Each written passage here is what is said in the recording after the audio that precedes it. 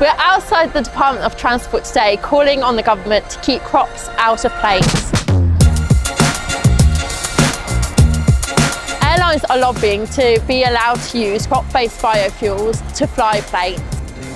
What this will cause is food inflation, deforestation, and derail new growth sectors for the UK economy from advanced sustainable aviation fuels. This will delay both growth and tens of thousands of UK jobs. It also risks our energy security. We can make renewable fuels from UK homegrown renewables instead of importing crop-based biofuels from countries like the United States.